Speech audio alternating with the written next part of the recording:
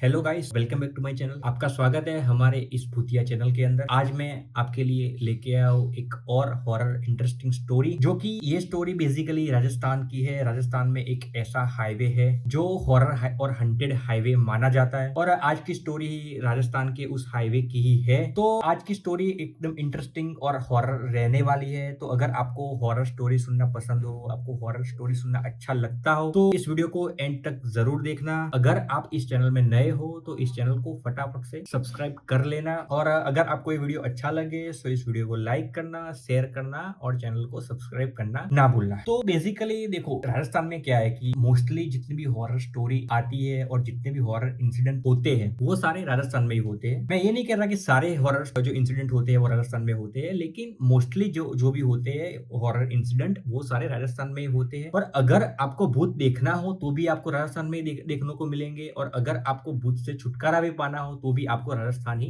जाना पड़ेगा। और ये जो आज की जो कहानी है वो कहानी मेरे को एक ट्रैवलर ने भेजी थी। कहते हैं कि जब तक उन्होंने ये बात बताई वो खुद भी नहीं जानते थे कि उनके साथ क्या हुआ था। राजस्थान की एक सड़क पर एक ऐसी रात जहां न कोई भूत देखा न कोई इंसान, लेकिन जो अंत में सच निकला उसने सबकी रूह हिला दी थी। तो चलिए शुरू करते हैं स्टोरी कि एक्चुअल में क्या हुआ था, क्या उसके पीछे फुल स्टोरी थी, उस पर हम लोग बात करेंगे। तो एक और बात मैं बता दूं कि आपको ये वीडियो पसंद आए तो इस वीडियो को लाइक करना, शेयर करना और चैनल को सब्सक्राइब करना ना भूलना। कमेंट सेक्शन में बताना कि आपको ये वीडियो कैसा लगा, और इस वीडियो को लाइक कर देना, क्योंकि जब भी आप लाइक करते हो, कमेंट करते हो, तो लाइफ में एक कॉन्फिडेंस आता है। ऐसे और इंटरेस्टिंग स्टोरी और हॉरर वीडियो बनाने का एक कॉन्फिडेंस आता है। तो चलिए शुरू करते हैं वीडियो। तो आज की जो कहानी है वो दो दोस्तों की है, राहुल एंड समीर। तो राहुल और ये जो समीर था वो दोनों बचपन से ही बेस्ट फ्रेंड थे। दोनों ही साथ में खेले थे, स्कूल भी साथ में किया था, इवन कॉलेज भी साथ में ही गए थे। तो राहुल और समीर दोनों ने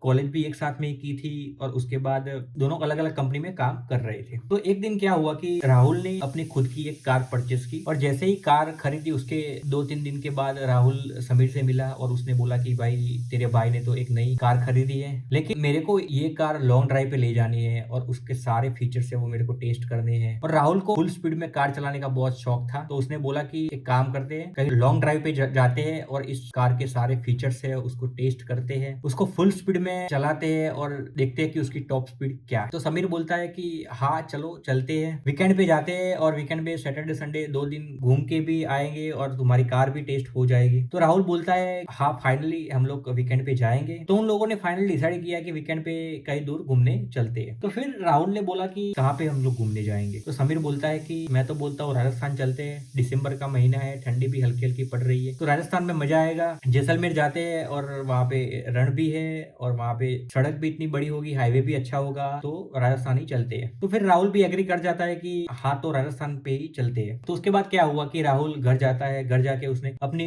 पत्नी को बताया कि हमने ऐसा कुछ प्लान किया है और हम लोग राजस्थान जाने वाले हैं घूमने वीकेंड पे। तो उसकी पत्नी थी जिसका नाम था नंदिनी, उसने भी बोला कि मुझे भी आपके साथ आना है और मुझे भी राजस्थान में घूमना है और मेरे को भी लॉन्ग ड्राइव का इतना ही शौक है। तो राहुल बोलता है कि कोई बात नहीं, मैं और समीर जा रहे हैं तो तुम भी साथ में आना और तुम भी थोड़ा घूम लेना, तुम्हारा भी माइंड फ्रेश हो जाएगा। उसके बाद वो लोग क्या करते हैं कि फ्राइडे नाइट को वो लोग घर से निकलते हैं। आई थिंक वो लोग 7 या 8 बजे रात को घर से निकलते हैं और तीनों धीरे धीरे राजस्थान की ओर बढ़ते हैं। तो जैसे ही रात के 10 साढ़े 10 बजे थे तो वो राजस्थान के नजदीक पहुंच जाते हैं, और वहां पे उनको भूख लगती है। तो वहां पे एक ढाबा होता है, तो ढाबे में वो डिनर करने के लिए तीनों रुक जाते हैं। तो थोड़ी देर रुक के थोड़ा आराम करते हैं, थोड़ा डिनर करते हैं, और डिनर करने के बाद वो लोग फिर से राजस्थान के लिए निकल जाते हैं। जैसे ही राजस्थान में एंटर होते हैं वहां पे आजू बाजू पहाड़ थे, बीच में एक हाईवे जा रहा था। हाईवे एकदम सुनसान लग रहा था, और कुछ 12:30 बजे थे, तो वहां पे एकदम सुनसान हाईवे लग रहा था।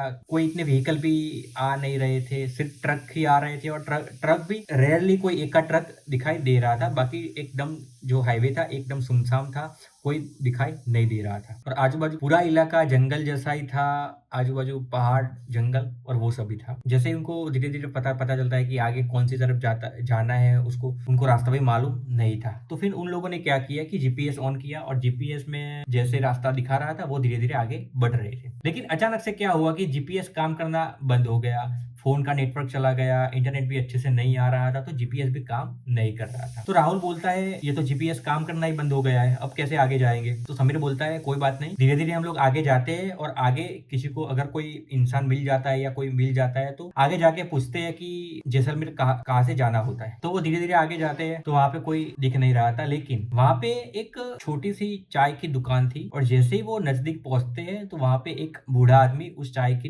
दुकान पे बैठा था। तो वहाँ पे खड़े रहते हैं, थोड़ी चाय-वाय पीते हैं और उसके बाद पूछते हैं उनको कि भाई साहब यहाँ से हमें जैसलमेर जाना है, तो जैसलमेर जाने का रास्ता कहाँ से पड़ता है? तो बूढ़ा आदमी बताता है कि यहाँ से सीधे चले जाओ और सीधे चले जाओगे तो यहाँ पे आगे जाके 2 रास्ते आएँगे, तो वहाँ पे राइट साइड मुड़ जाना, तो वो रास्ता पूरा सीधा जैसलमेर ही जाता है। तो उसकी बात सुनकर वो लोग चाय पीने के बाद फिर से गाड़ी में बैठ जाते हैं और गाड़ी लेके निकल जाते हैं। तो जैसे ही आगे पहुँचते हैं तो वहाँ जाते हैं तो वहाँ उनको 2 रास्ते दिखाई दे रहे होते हैं। एक राइट साइड जाता है और जैसलमेर की ओर जाता है और वहाँ पे एक बोर्ड भी लगा था कि जैसलमेर इस तरफ से जाना है। तो वो उस रास्ते को पकड़ लेते हैं और धीरे-धीरे आगे बढ़ते हैं। जैसे ही आगे बढ़ते हैं तो सेम नेटवर्क तो काम कर नहीं रहा था, जीपीएस भी काम कर नहीं रहा था। तो जैसे ही आगे बढ़ते हैं तो धीरे-धीरे जैसलमेर की जो रण है, रेगिस्तान है, वो धीरे-धीरे स्टार्ट होने लगता है और आजू-बाजू सिर्फ रेगिस्तान ही था और बीच में एक सड़क थी। तो समीर बोलता है कि भाई ये रोड सही नहीं लग रहा है, चल वापस चलते हैं या कहीं पे रात को ठहर जाते हैं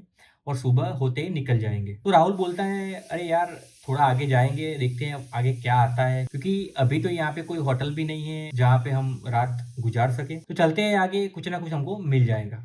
तो वो धीरे-धीरे आगे बढ़ते रहते हैं, करीब आधा घंटा चला जाता है लेकिन कोई होटल या कुछ उनको दिखाई नहीं दे रहा था, ना कोई गाँव भी दिखाई दे रहा था। तो अचानक क्या होता है कि रास्ते के राइट साइड पे एक औरत दिखाई देती है। उस औरत ने एक लाल दुपट्टा और सफ़ेद सूट पहना हुआ था और बाल हवा में उड़ रहे थे और वो सड़क के बिल्कुल राइट साइड खड़ी थी। तो राहुल बोलता है कि चलो एक काम करते हैं, वहाँ पे वो लड़की खड़ी है, उसको पूछते हैं कि जैसलमेर यहाँ से कितनी दूर है? क्योंकि यहाँ पे कोई बोर्ड भी नहीं आ रहा है और हमको भी पता नहीं है कि हम किस साइड पे जा रहे हैं, हमारा जीपीएस भी काम नहीं कर रहा है। तो उसको जाके पूछते हैं।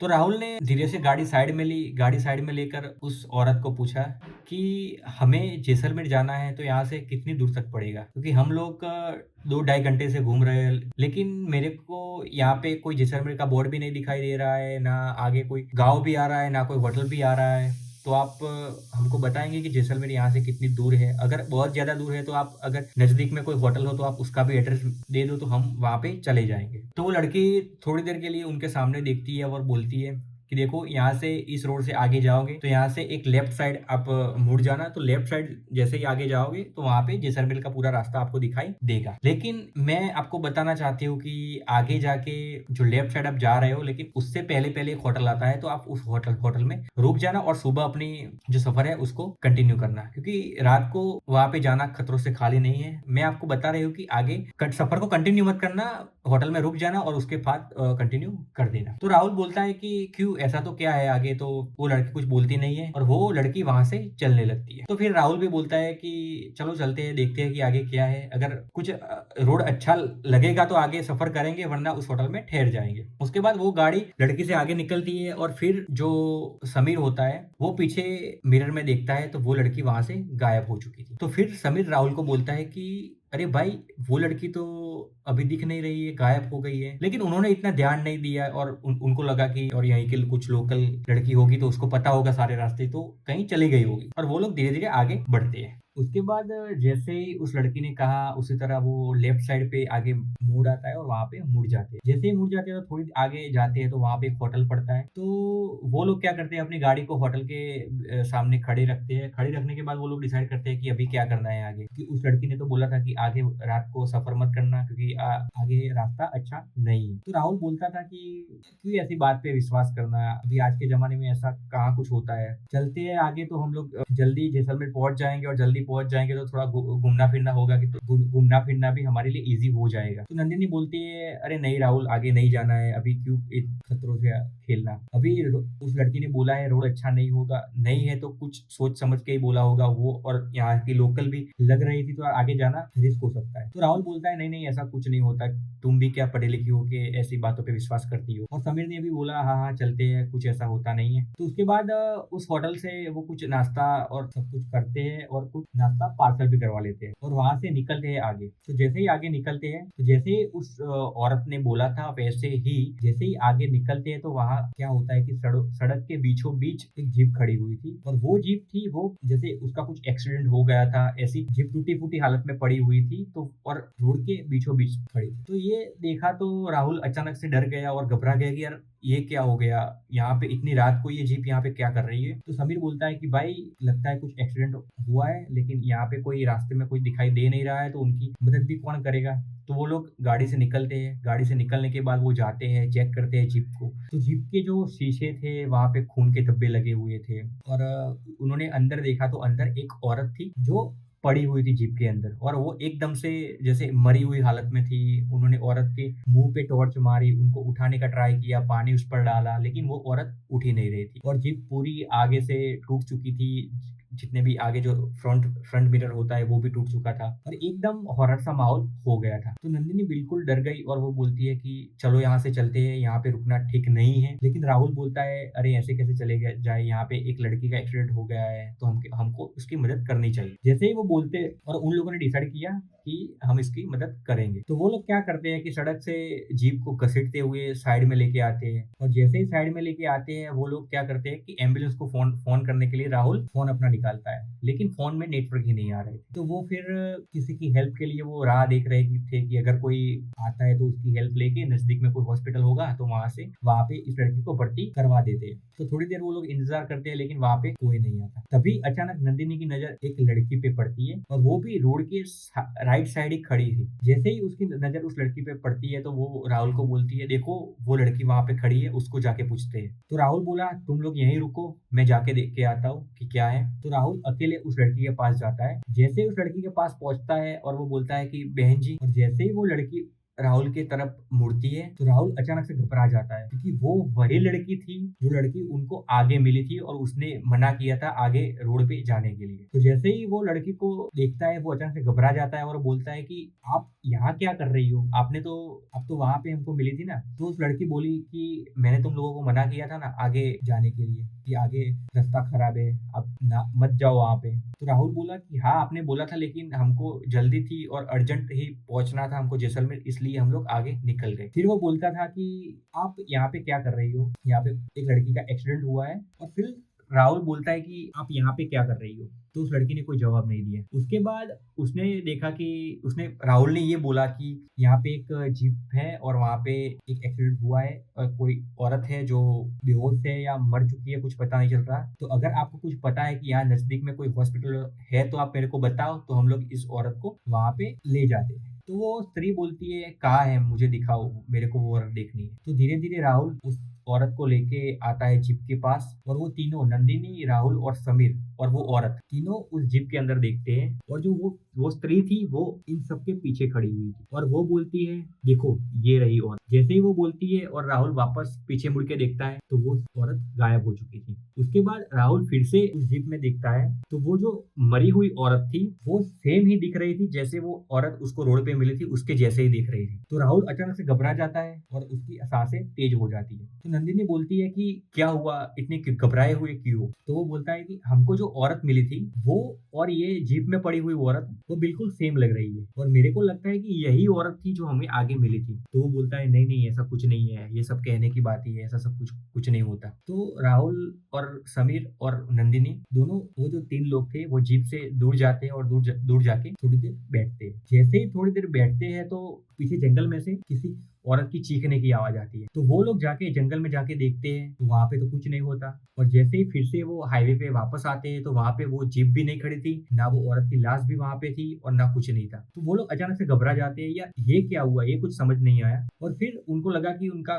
भ्रम होगा या कुछ होगा, लेकिन राहुल को तो ऐसा लगता था कि ये भ्रम तो नहीं था, ये एक सच्ची घटना थी। और समीर को भी ये लगता था कि एक सच्ची घटना थी। और नंदिनी एकदम से डर गई थी और नंदिनी ने राहुल को बोला कि चलते हैं, यहाँ पे यहाँ रुकना कुछ ठीक मेरे को लग नहीं रहा है। और वो लोग गाड़ी में बैठ के वहां से निकल जाते हैं। जैसे ही वहां से निकल जाते हैं तो राहुल ने रियर व्यू में पीछे देखा तो पीछे वही लड़की सफेद कपड़े पहने हुए रोड के बीचों बीच खड़ी थी और वो एकदम से घबरा जाता है और समीर को बोलता है देखो देखो वो लड़की पीछे खड़ी है। नंदिनी को भी बोलता है देखो वो लड़की पीछे खड़ी है, लेकिन वो लोग पीछे देखते हैं तो वहां पे कोई लड़की खड़ी नहीं दिख रही थी, सिर्फ वो लड़की राहुल को ही दिखाई दे रही थी। तो उन लोगों ने बोला कि भाई ये तेरा भ्रम है, ऐसा कुछ नहीं है। फिर अचानक से गाड़ी थोड़ी आगे बढ़ती है तो वही लड़की फिर से उनको राइट साइड में देखने को मिलती है और अभी वो लड़की रो रही थी और चिल्ला रही थी बचाओ बचाओ करके। तो राहुल समीर को बोलता है भाई यहाँ से गाड़ी जल्दी से निकाल, ये मेरे को कुछ ठीक नहीं लग रही है। और नंदिनी भी डर जाती है और वो लोग जल्दी जल्दी में गाड़ी लेके निकल जाते हैं और वो निकलते ही पहुंच जाते हैं एक होटल के पास। जैसे ही उस होटल के पास पहुंचते हैं